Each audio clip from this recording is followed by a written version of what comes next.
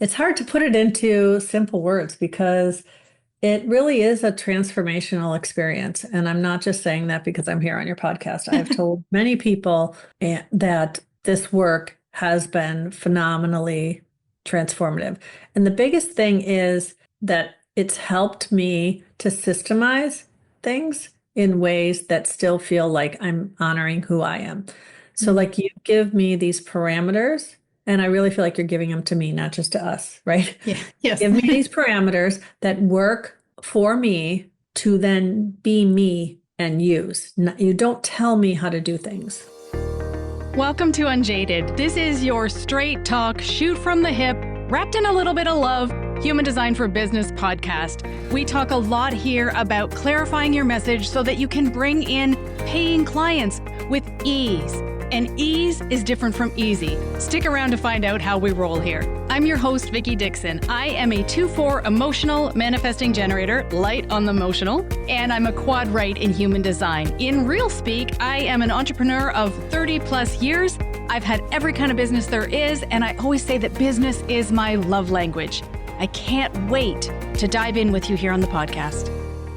Okay, welcome back to Unjaded, or welcome here if you're a first-time listener. I appreciate you being here. My guest today is Kathy Bochonko. Kathy, I lovingly refer to her as the Human Design Encyclopedia. She's a 6'2" emotional projector, and she's going to be talking a little bit about her design, her business, which is really kind of cool. It's all about personal branding, but a deeper level of personal branding, which we're going to get into.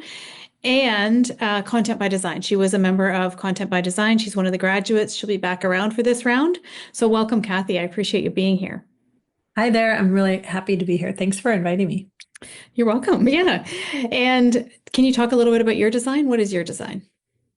So I am a 6'2" emotional projector, as you mentioned. I'm also a triple split, which is a really important thing that sometimes people don't always talk about when they say their design, but your splits or single definition is probably as big a part of your how you show up in the world as those other parts. So I've been trying to remember to say that ever since I had a podcast guest tell me that Ra called them the four something. And I was like, what's the fourth one? And then he told me it was definition. I was like, oh, that makes so much sense.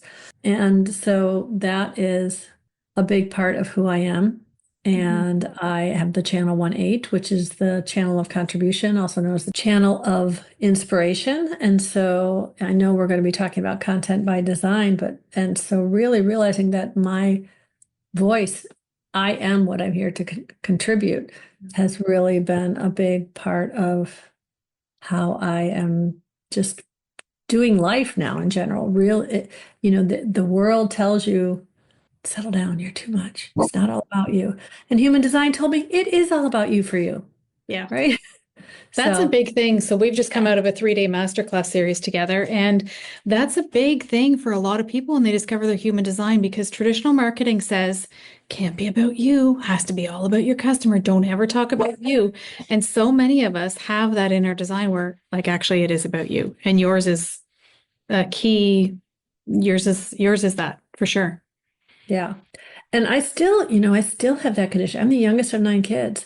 So I grew up with all my siblings telling me it's not all about you, Kathy. It's not all, go away. I had a brother who, I don't know if I ever told you this story. We recently addressed this as adults, but when I was 11 years old, he was like 17 or 18. And he told me, don't talk to me again until you're a grown up. You're just really annoying. Until you're an adult, you're annoying. And he literally, for the rest of the couple years he lived at home, never said a thing to me other than move or shut up. It was really because he just told me I was just so annoying. And so, we actually had a situation when I have a sister passed away 2 years ago. And after her death, we got together and he told me, I know I was really an ass to you. And he thanked me because I've been there for his daughter who's had a lot of stuff going on. And so it took us that long to actually have a real conversation that acknowledged that. And the funny thing is he's the only other projector of my siblings. Really? Yeah. Huh. So, to see that, he's a self-projected projector. So for him, it was all about him. Yeah. Right. And it's interesting. I mean, that would hurt anyone's heart. But it's interesting with that 1-8 channel or any of the channels between your identity center and your throat center, that's going to cut even more because it's like who you are inside. Yeah. Yeah. At Yeah. 11. Oh, Yeah. I want to Yeah. punch him in the face. So I'm glad Yeah. that you mentioned the triple split because you said that in a group that we're in, and I was like, oh, I forgot all about your design. And you're right, it is so important. So how about a tip for people who are listening who might be a triple split? Ooh, so I was just talking to someone about this because, they were saying that they were told that they need to be moving through different auras. It's not just good enough as a triple split to go sit in a coffee shop where there's a lot of people around. And so I've always loved to walk around and window shop and go into a busy mall or whatever. And when people, like, I loved when we would go to Disney World, I loved the energy of walking through the parks when everybody else would be overwhelmed. It was felt so good to me. But here's a thing if you want to actually harness that energy in a way where you can get stuff done, Mhm. is go sit somewhere where you're near the entrance or the line or something where people are going through your aura all the time, like where you're having people probably not walking behind you because, having someone passing through your aura, preferably in front of you, I think is a little bit easier on your energy. That's a little disruptive feeling when it's always behind you, as far as that. So yeah, that helps. I did a reel, one of my first, like when I first started to like play with doing lives, and I don't think I even made it a reel. It was just a live where I went over to the grocery store and I'm in my coat, pushing a cart, leaning on my cart, saying, "Okay, I'm over here because my husband bridges all my splits and I am Oh, feeling smothered." And uh-huh. what people don't realize is if someone bridges all your splits and you're a triple split, Yeah. it's not a good thing over time. You have to get out because you're designed to connect with all these different channels that you have that can connect. And if you're getting connected the same way day after day after day, you feel controlled and stifled and you will start to blame them. So I was getting into this phase of like being totally annoyed with him all the time. And I was like, it's time to go shopping, you know? It's always a solution. Go shopping Right? with your 39.55. Yes. Okay, Yes, so I exactly. appreciate you sharing that because that's two really good tips for people who might be triple split. So, yes, good information there. Tell me a little bit about your business. My business is changing all the time. Yes. And one of the things I just think is so cool is it's changing all the time, but so much of it is really like coming home, right? Mhm. Like it changes in a way where, I started having a human design reading business. That's what I did, reading, right? And then I realized, I wanted to do something more. And so then it became mentoring. Then I realized even that wasn't speaking to the whole thing. And so then I was started calling myself, last year I started referring to myself as a human design mentor, an intuitive human design mentor, and guide to radical self-trust, which is a mouthful, especially to put on anything, right? But recently, a really brilliant person was saying some things that made me realize that's talking about what I use. It's not really what I do. But anyway, backing up a little bit, last year I really started to play with this idea of bringing in my past life, right? And I don't mean past life as in before I was born in this life, my past career, which has always been retail fashion. Whether it be I've done everything from sales to district manager in clothing stores, and depending on what else was going on in my life. And I've always loved to help people to see that they were beautiful in whatever shape they were in, and that they didn't need to wait for their body to be better for them to feel good about themselves, right? And so I started to play with how this works with human design. I've toyed with the idea a while ago, but I could never really get it to work because I was trying to make something into a system that didn't really exist. I was trying to say, how do I look at someone's chart and say, well, here's some tips for you for how to dress based on your chart? Mhm.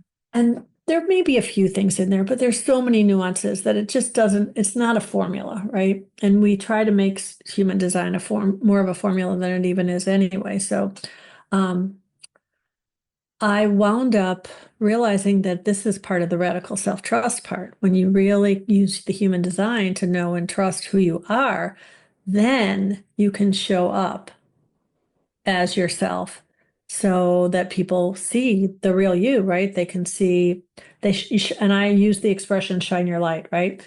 And part of that is my whole disco ball metaphor that I can never remember the exact words for. It's like I love this so much. You would think that my open ajna could actually remember the words, but it's something about that, that a mirror ball is all these broken pieces that shine this bright light together, right? So you're not broken, you're a disco ball. And Mm. so I've loved that metaphor, and I love dancing and I love sparkly things. So the mirror ball is part of my whole thing. So shine your light has become the free portion of what I'm doing, which is a challenge that's leading into a bigger transformational package that I'm still playing with names on. And yeah, so the idea is let's get to the bottom of, why you're dressing how you are. And there are a lot of people out there, don't get me wrong, who know how to put themselves together, fine, but they're still super stressed out about it. They go and they buy a million things, and then they get to their closet, none of it goes together. They don't know what to put on for this sort of a thing because they're just buying things based on whatever the trends are that they're following, or the sales that they've seen, or a mannequin that looked good, or something that their husband said, "Oh, this would be pretty on you." And they don't really know in the heart of who they are how things connect. Are there stories to why you chose what you chose? Before we got on, I told you, and I won't go through it all, but I told you the story of why I bought this necklace. And this necklace has so much meaning to me and so much symbolism. And, so I love putting it on because I think of all those things, right? So, yeah, that was a long answer, but I don't It's even know if okay. I'm done. So Yeah, I'll that's pause. okay. And I think too, I love the way that you are starting to contemplate this as it can fit in the personal branding space. Because we've had some conversations over the last couple of weeks about how in personal branding, so often we're told it has to look this way, it should look that way. These are the things that you need to consider. Whereas you're instead saying you have to show the world who you are. I invite you to really get deeper into who you are so that you can show up in your brand and it represents you. So many times we go for a branding photo shoot, and like you said, holy stress, trying to find things for a brand photo shoot. Whereas, how would it be if all of your clothing just made you feel like you? That's powerful. Yeah. And, I even think about when I was creating this plan, kind of curating my little backspace here, right? So that picture right there was the end result of me thinking, oh, what am I going to put there? And I was actually looking at things to buy or to make. And then finally I walked out and I looked in the hall and I thought, those are all my colors. Mm, Butterfly is a beautiful symbol. My daughter made that. mm, Right? Like, what has more meaning than that? And so, like, this picture is all my colors. So when I'm sitting here, whatever I wear is going to look right, mhm, right? Like, and thinking of those visuals, just is really, your website. I will say the very first time when I worked with someone on my logo, they said, choose colors that you like to wear so that when you're putting pictures of yourself on your website, it looks good with you, right? You're not going to have, and I've seen people do this where they'll have a really like burgundy and navy businessy looking website, and then they show up in their, whatever it is that just doesn't fit, right? They're like very feminine. And, when we were talking, we were just on Instagram Live, if anyone saw it, and we were talking about your something with colors where someone was saying something about you were talking about that. And I just got an email from a very well-known business marketing person who said, here's the psychology behind all these colors and what you should use each of these colors for, and da da da. And it's fine to read that stuff and know that stuff, right? We all know that the yellow and red is used in so many fast food restaurants because it makes you want to eat more, right? But I had to really realize that, my people are not going to find me if I'm just using this strategy of what should I wear if mm, I want to be this sort of person, my people are going to find me because they're going to be like, oh, she's the lady who blah, blah, blah, because they remember me because I'm me, not showing up in, just a certain kind of thing. And sure, you tweak things to be respectful of an occasion. But I was talking with another projector who does a lot of business work, and she was saying, or she was actually in my challenge, and she posted, she's like, oh, well, clearly my Pinterest board knows that I'm a fraud because her Pinterest, I don't know if that was her exact word, but her Pinterest board was full of all these almost goddess looking dresses, very flowy, billowy, right? But here she is showing up in like business attire, navy and black and gray all the time, very structured. And she's a projector. And we started talking about it, and we realized, projectors, we have this intense energy, right? It can be, I always joke about be careful who you point that aura at, right? Because it can feel like a lot. And so if you're feeling that way to somebody already, and then you're feeling like you have to dress all like da da da, it can really be overwhelming. Whereas I said, sure, maybe you need to be businessy, but maybe you need a billowy, flowy, goddessy gossamer scarf, that you wear with it. Things that just kind of bring in that essence of who you are. And I think it can really add to the authenticity. And that's the big thing is we're moving. If you're a human design person watching this, you've probably heard about 2027 and the big shift, right?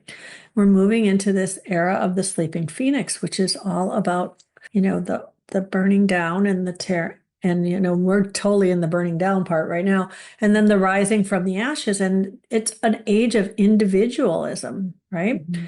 It's 3 individual gates in the sleeping phoenix and 1 tribal. And the tribal one is intimacy. So if we are not truly being our individual selves in order to have a better intimate connection as we move forward, we're going to get left behind. Mm-hmm. It starts with standing up and really just being seen. And I love that you are bringing human design into it. Mm-hmm. It's not just this thing on the outside. It's actually bringing the authenticity of who you are to the forefront so that then you can show up as your individual self. And you're right. The people who are meant for you will find you, but only when we show up as ourselves. Yeah.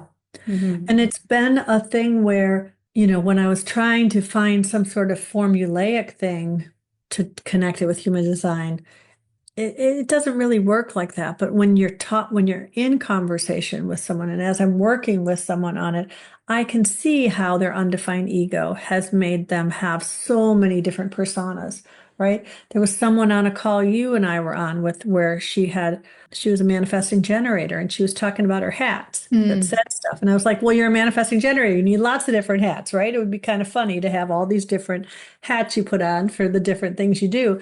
It just felt funny. I don't know whether she would really do it, but there are bits of your design that will be impacting how you're going to show up, both in how you present and how you present on a brand level, because let's face it, you are your brand, right? I mean, we've talked about this before. I know you do this too. Is like you say, instead of having a business name and then your name, you have your name. And then maybe a little business tag, right? You're Vickie Dickson. Mm-hmm. You're not such a, that I have all these people on my Instagram that have these business Instagrams. And I'm always like, who is that person again? Who is that person? Exactly. I know who that is. And then, these people who on Facebook too, they'll have something like that. And then they'll have an image, a profile image that isn't them, because they're not comfortable showing their face, because they don't think their picture looks perfect. And perfect, what is perfect? Like this whole, we got to bust all of that. We got to bust this idea. One of the biggest things that has shifted my feeling good about putting pictures out there is when I stopped trying to do a perfect smile. Did you ever go through that phase where you used to try to smile just the right way and you'd look at every little thing and now what I've realized is the bigger I smile and the goofier I smile, the better the picture. Yeah. Like I don't look at it and say, oh, I don't look. Yeah. So I just, right. Well, and people don't want to deal with perfect people. Like, how it feels when you come across someone who is so perfect. That's not the person you're going to hire ever, ever, ever. They need us to be relatable. Yeah, absolutely. Okay, so switching gears a little bit here, you were one of the participants in the last round of Content by Design, and you'll be coming back through again because the doors, when I say lifetime access, I mean you actually get to come through live again, not just that you get the pre-recorded modules again. So, can you talk to me about your experience of Content by Design?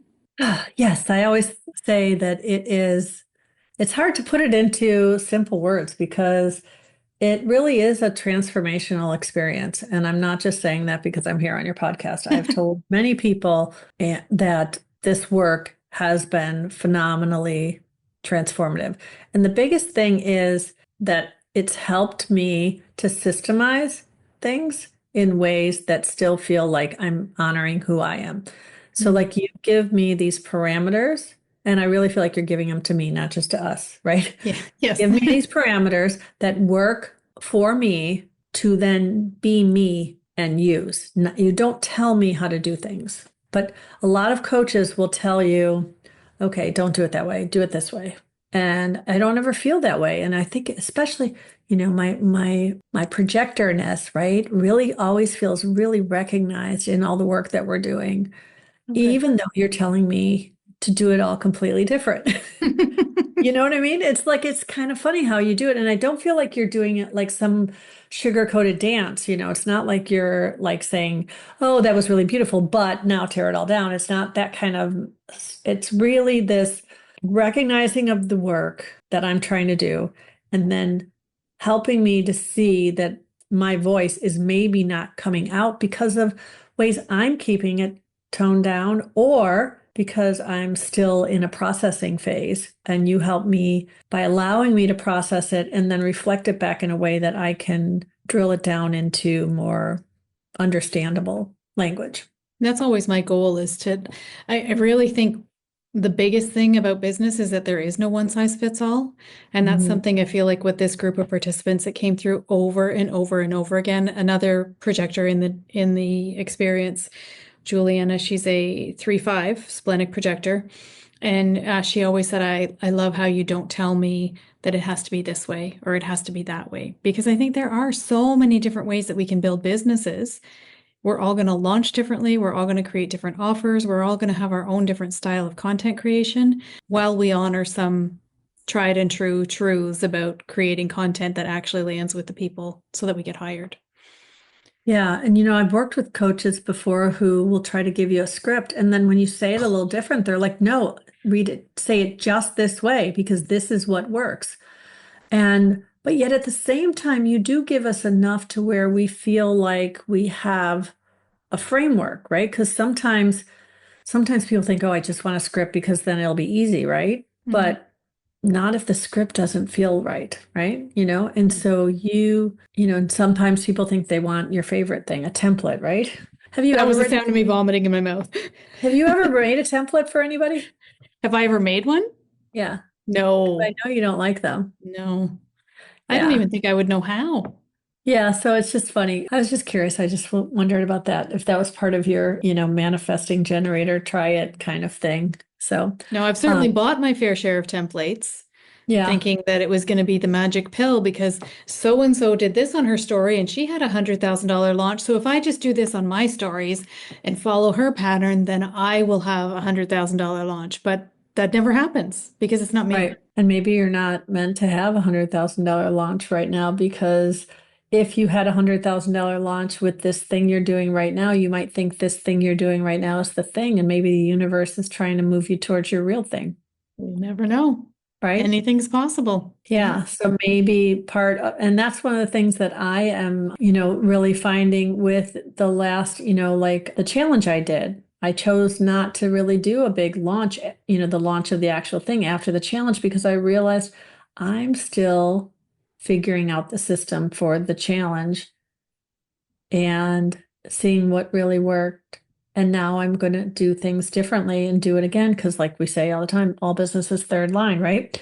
Yeah. And if you try to just double down on something that only worked okay and just keep moving forward with it, you don't have that solid foundation, because if you keep building the house and the foundation is not how it's meant to be, what kind of house are you going to get? Hmm. I had, it's not like I didn't have an okay launch. The people who really came through it said they got a lot out of it, but I lost a lot of people in the process in the beginning. And so now I'm like, okay, how can I bring them in the beginning so they don't forget to show up, And I right? like that because you did it. And I think so many times in our businesses, or what I see happening in businesses, that people won't put it out there the first time. And it's so important to put it out there because now you have data. So now Hmm. you can look at it and say, okay, what would I do differently? What could this have been? What could that have been? And you can evaluate it and you can do it again instead of just trying to perfect the thing before you ever put it out to see the light of day, because that never works. You need to have that data of that first offer. Yeah, and then not thinking that because everything didn't work, wasn't, like perfect the first time Yeah, you put it out there, that means it's not something worth zhuzhing up and doing again, right? right. So I am restructure. And now I think part of, through your brilliance and questions, that's the thing. You just have a way of asking questions and making comments that have me rethinking things in ways that build on everything. And so now I'm like, okay, but if I'm really saying this is more than just going through your closet and not feeling stressed out because you're constantly buying new clothes and never having anything to wear, and you're feeling like you're destroying the planet because you keep buying new things and you want to shop, and you want to shop intentionally, and you want to go to the thrift stores, but you don't know how because you don't know what your even style is about.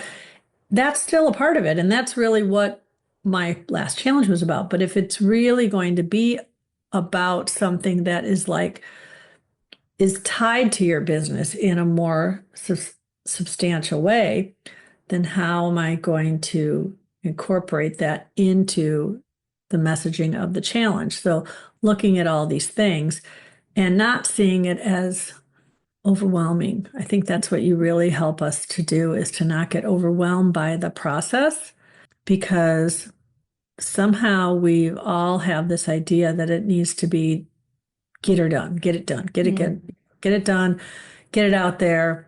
And, the moving forward and being engaged, being out there is an important thing.